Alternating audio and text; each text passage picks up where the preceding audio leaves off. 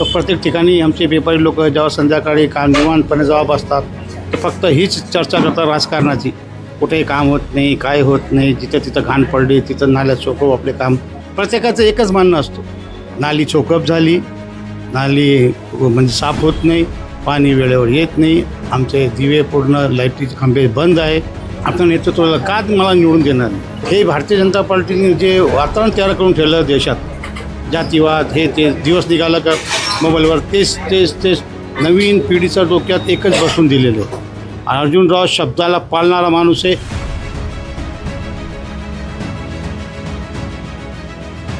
नमस्कार मित्रांनो, निवडणूक आली की चहाची हॉटेल असो, टपऱ्या असो, सगळीकडे गप्पा रंगलेल्या असतात.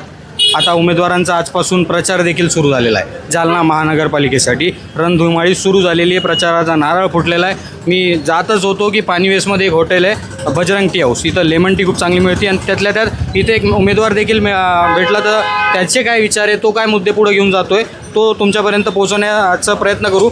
तत्पूर्वी जर तुम्ही आमच्या चॅनलवर नवीन असाल तर आमच्या चॅनलला नक्की सबस्क्राईब करा. व्हिडिओ जर तुम्ही फेसबुकला बघत असाल तर नक्की फॉलो करा.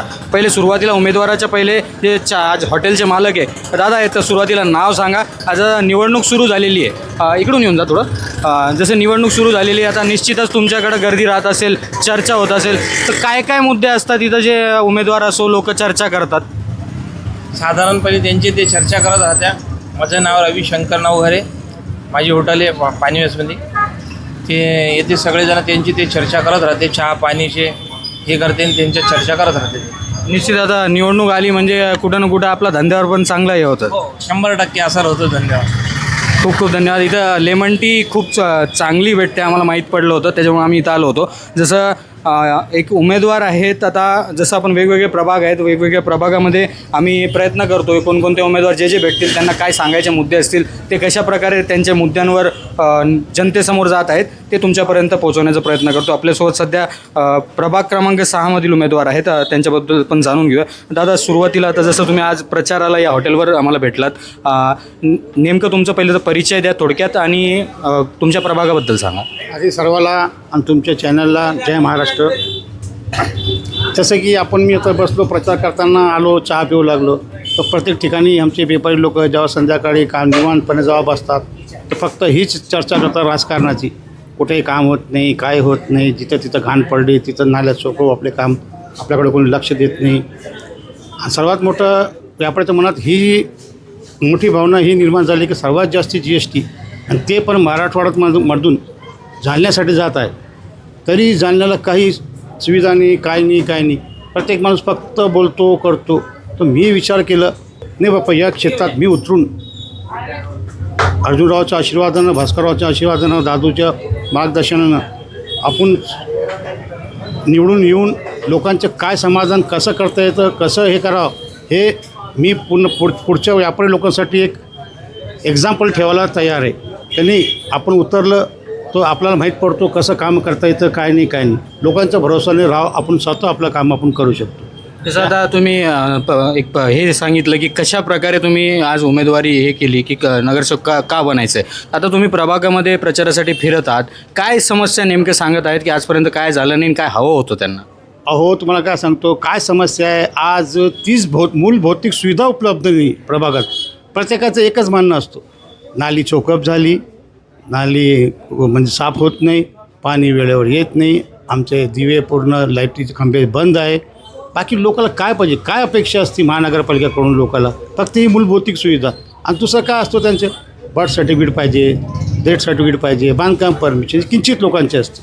बाकी काय अपेक्षा लोकांना, तीच अपेक्षा आहे, ती आत्तापर्यंत कोणी पूर्ण करू शकलं नाही. मी वार्डात जेव्हा प्रचार फिरलं तर प्रत्येक ठिकाणी घाण पाहिली, नाली चोकअप पाहिली.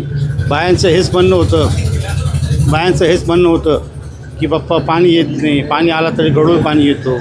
हे सर्व कारणं शोधण्यासाठी आणि हे कारण शोधून लोकांना मला निवडून दिलं, ते कारण शोधून मी त्यांचं पूर्ण समाधान करून ते कार्य मार्गी लावण्याचा प्रयत्न करणार.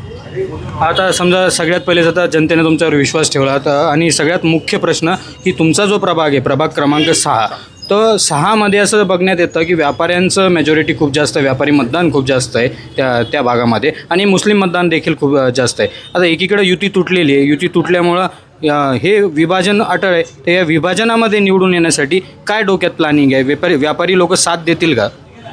अहो का नाही देणार, 100% देणार. कारण की लोकांना खास कर व्यापाऱ्यांना कळालं की आजपर्यंत आता काही झालं नाही. एक व्यापारीचा जो येतो आहे आपला प्रतिनिधी करायला, आपल्या नेतृत्वाला का मला निवडून देणार नाही. आणि राहिलं तुम्ही दुसरं म्हणलं मुस्लिम समाज. आता माझ्या हिशोबानं हे भारतीय जनता पार्टीने जे वातावरण तयार करून ठेवलं देशात, जातीवाद हे ते दिवस निघाला का मोबाईलवर तेच नवीन पिढीच्या डोक्यात एकच बसून दिलेलं आहे.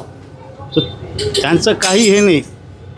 त्यांचं हेच म्हणणं आहे की जे चांगले लोक आहेत त्यांना आम्ही निवडून देऊ. आता तेही कंटाळलेले आहे घराणेशाहीनं किंवा हे ते गुंडशाहीनं, तेही कंटाळलेले. जातीवादचा इथं प्रश्नच निर्माण होत नाही. जसं व्यापारी समाज मेजॉरिटीने, तसं मुस्लिम समाज मेजॉरिटीने, भरवाड समाजी मेजॉरिटीने, पद्मशाली समाज मेजॉरिटीने, ब्राह्मण समाजी मेजॉरिटीने. प्रत्येक समाज इथं चांगला आहे आणि समजदार आहे. आता लोकांनी सारं कळून चुकलेलं आहे. आता लोकांना हे समजलेलं आहे की कोणाला मतं द्यायचं, कोणाला नाही.